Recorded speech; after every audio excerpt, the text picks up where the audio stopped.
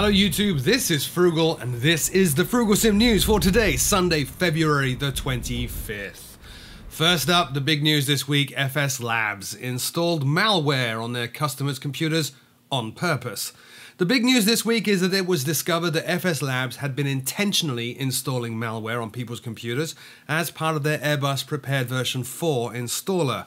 When running the installer, it extracted a program called test.exe, which is actually a Chrome password dumping tool from hacking site securityexploded.com. What the tool does is grab from Chrome the websites, usernames, and passwords you've used, and then dumps them into a file in plain text. A second tool is then used to encode the file and send it back to FSLabs.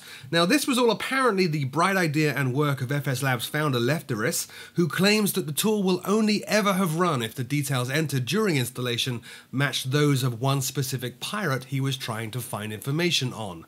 A number of allegations, though, have since appeared on Reddit claiming that this is untrue, and the program was grabbing more info than that of just one single user. Those allegations, I must point out, are, however, unproven right now.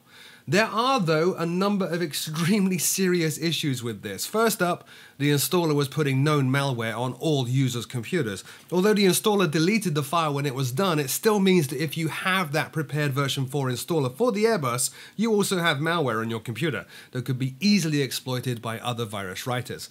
Second, even though Lefteris claims he wanted to get information about just one person who was pirating their software, it is still illegal to grab personal information from someone's computer, even if you do suspect them of doing bad. Third, FSLabs, like many add-on makers, required users to disable antivirus software when installing their aircraft, and that's particularly worrying because in this instance there was no way that even the most up-to-date virus scanner could do its job in spotting this problem.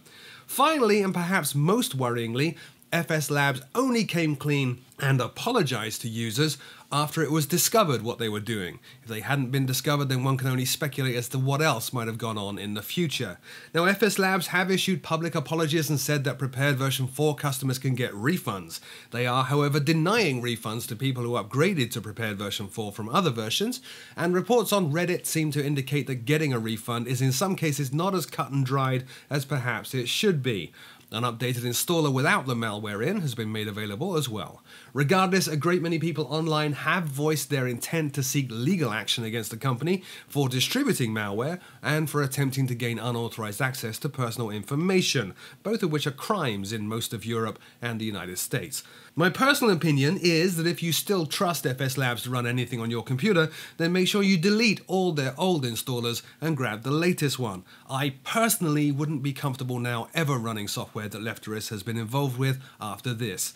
On now to much happier news. Condor Soaring version 2 has released.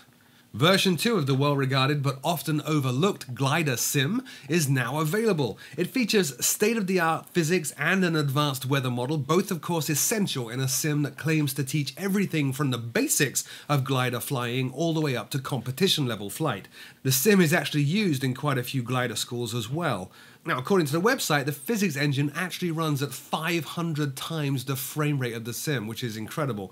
Condor Soaring version 2 simulates accurate ground forces, accurate collision detection, towing and winch starts, as well as aircraft damage simulation. Now, in terms of weather, the focus, of course, is on lighting, wind, and thermals, with all stages of a thermal covered from ground to cloud base where air starts to sink. Also features accurate simulation of thermals based on the type of terrain and terrain features that you're flying over. In terms of wind, things like ridge lift are also simulated, including waves behind ridges, and to be frank, a whole lot more weather, thermal, and wind-related stuff that I really don't understand, with complex terms like isotropic turbulence and anabatic winds. The sim even has multiplayer support and a built-in flight recorder, as well as a 30-meter resolution map of Slovenia, where the flying takes place. Condor Soaring version 2 is €49.99. It is a standalone sim. More information can be found at the condorsoaring.com link in the show notes below. Next up, Fly Tampa Boston. Now, officially known as FlyTamper Boston Rebooted, this is exclusively available for prepared version 4 users. It features 2K terminal textures throughout, a good balance, I believe, between ultra high def and performance friendly, especially given the level of detail FlyTamper usually apply to airport buildings and markings. FlyTamper Boston Rebooted also includes dynamic lighting and optional effects that can be turned off to improve performance on lower end systems, animated and static vehicles, complete modeling of tunnels and bridges, custom weather effects, and animated jetways at all gates throughout the airport. FlyTamper's Boston Rebooted is available right now, exclusively, as I said, for prepared version 4 for €26. More information at the flytamper.org link in the show notes below. Next up, Grand Island Sims Banjul. Now this is new scenery from a new developer for prepared version 4. It covers Banjul, also known as the gateway to the Gambia. The airport also handles flights to and from St. Helena and is an intermediate stop to St. Helena from locations in Europe. The scenery features 50 cm per pixel ground textures, native prepared version 4 ground polygons, and a configuration tool to switch between static or dynamic lighting, as well as seasonal textures. It also includes an optional set of ground textures to blend the scenery in well with Orbx FTX Global. The price is a very reasonable €14.99, and again, prepared version 4 only. More information at the simmarket.com link in the show notes below. Over now to X-Plane and the SSG Embraer 195 Evolution for X-Plane 11. Now this is a complete overhaul of SSG's Embraer for X-Plane 11, and the video you're watching on it is from my good friend Thomas Rasmussen, linked in the show notes below.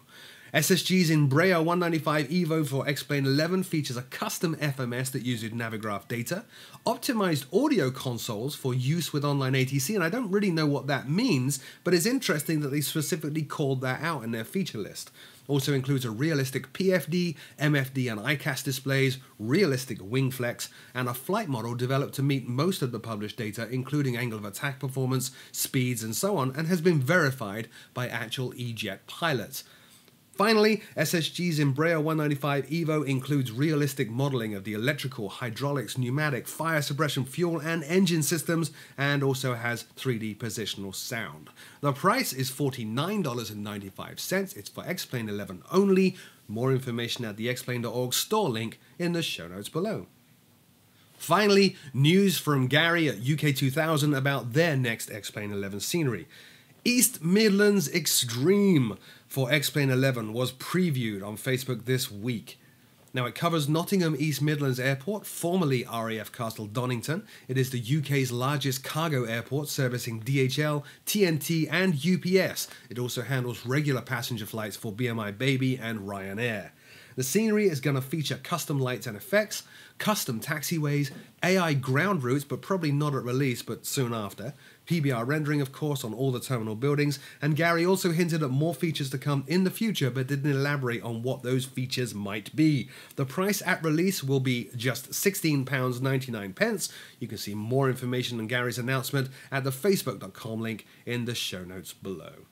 That's it for this week's news show. As always, if I missed something, do leave me a comment in the comment section below. I'll take a look and see if I should include it in next week's show. In the meantime, thanks for taking some time out of your day to watch this. My name is Frugal, and I will see you all very soon.